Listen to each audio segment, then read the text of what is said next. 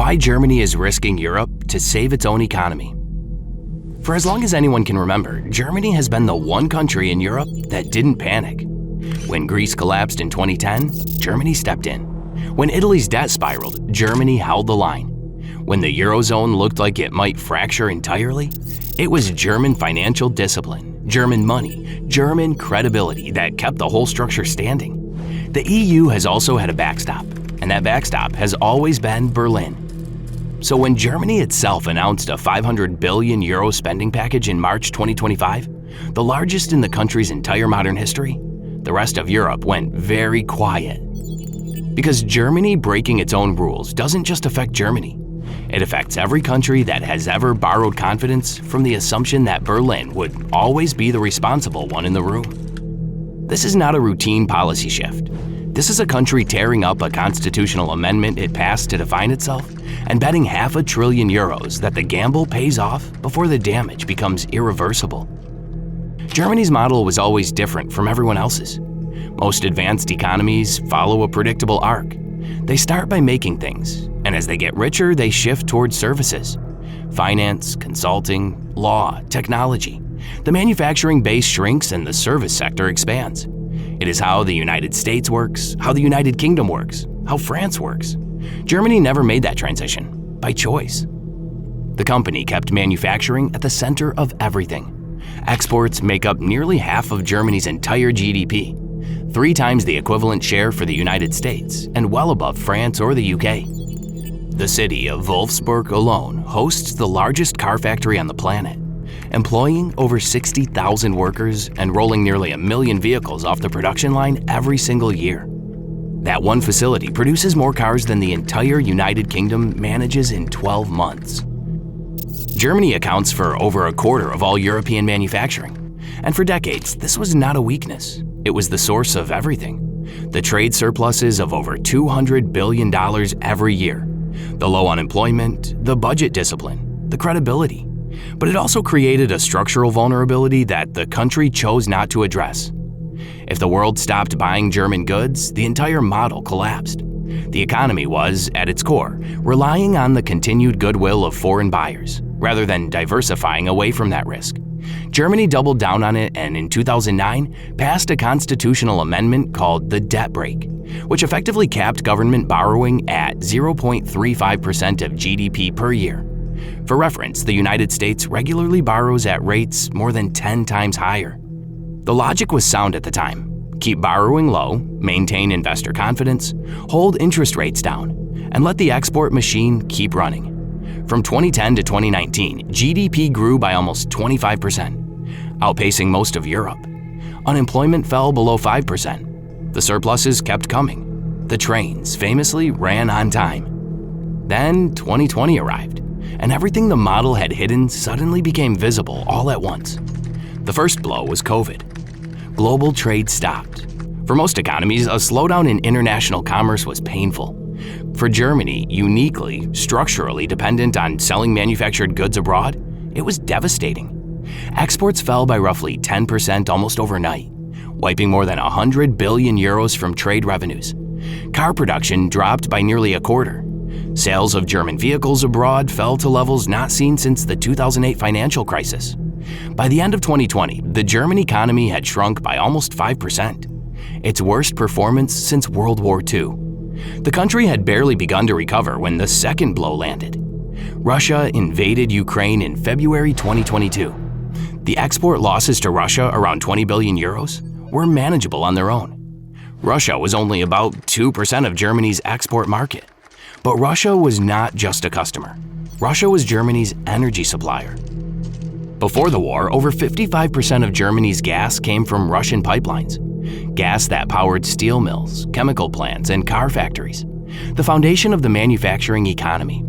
Within weeks of the invasion, Russian gas imports collapsed by 90%. Electricity prices spiked nearly 35% in a matter of months. Factories that had orders to fill, workers to pay, and production schedules to meet found themselves unable to afford to keep the machines running. Not a demand problem, an energy problem. A structural dependency that Germany had built over decades. Cheap Russian gas subsidizing cheap German manufacturing had turned into a critical vulnerability overnight. By the end of 2024, Germany's GDP had shrunk by over $200 billion since the crisis began.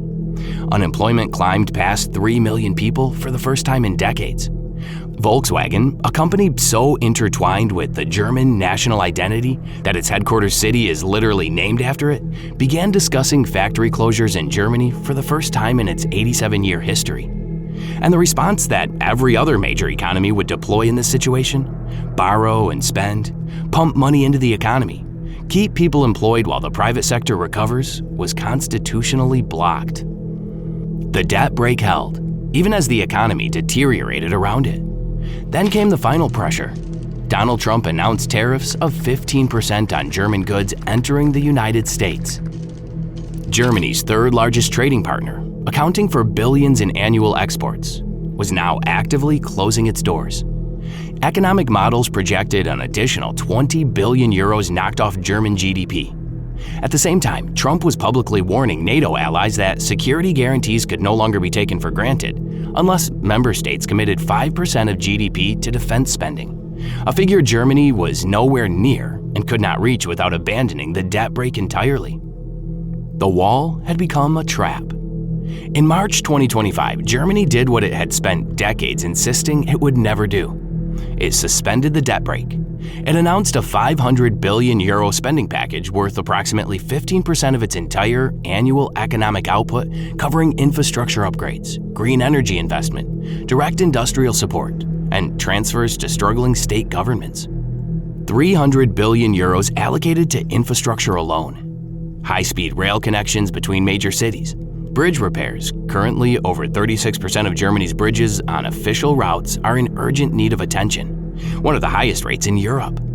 Broadband expansion, with only 30% of the country currently covered, less than half the EU average. And 100 billion euros directed into the Climate and Transformation Fund. Offshore wind farms in the North Sea projected to generate enough electricity to power 1.6 million households. Solar capacity expansion with a target of 5 times current output before 2030. The rationale is straightforward. Germany built its competitiveness on cheap energy. Russia eliminated that advantage. The only sustainable replacement is domestic renewable energy produced at scale. Get energy prices back down and manufacturing becomes viable again. Manufacturing becomes viable and the export model restarts. It is a coherent theory. The question is whether the math holds. Germany's central bank does not expect these investments to meaningfully boost economic growth before 2027 at the earliest.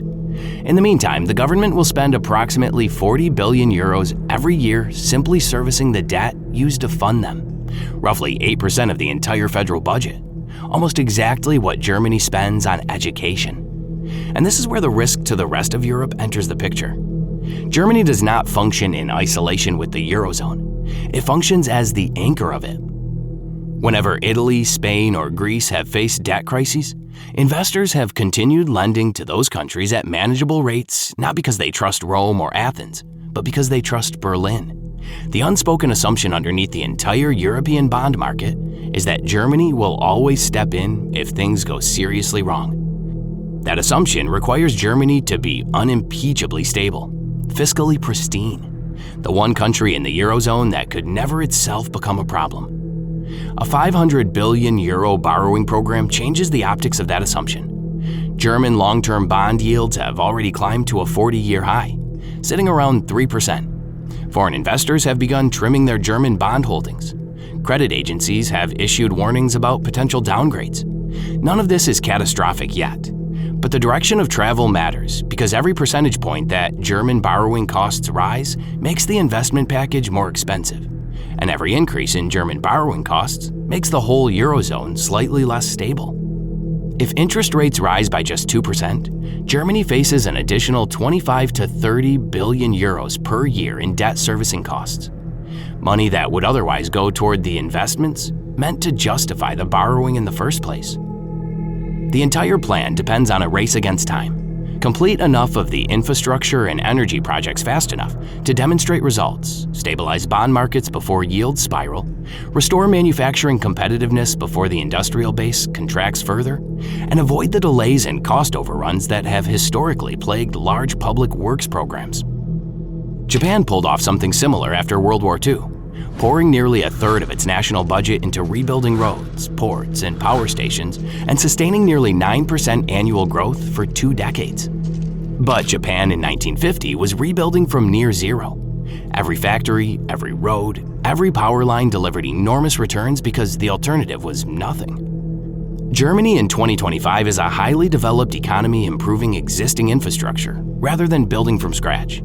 The returns, by definition, are smaller and slower, and the margin for error is tighter. What Germany is really doing is dismantling a model that served it extraordinarily well for 40 years and replacing it with something fundamentally different.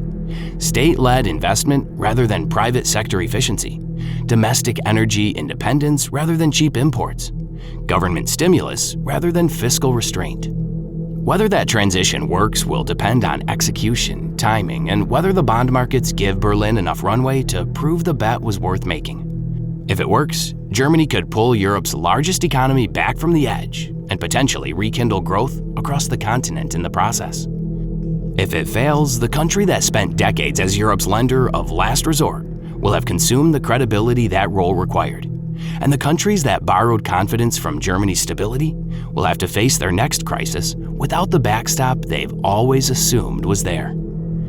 Europe has always had an anchor. Right now, that anchor is the thing that needs saving.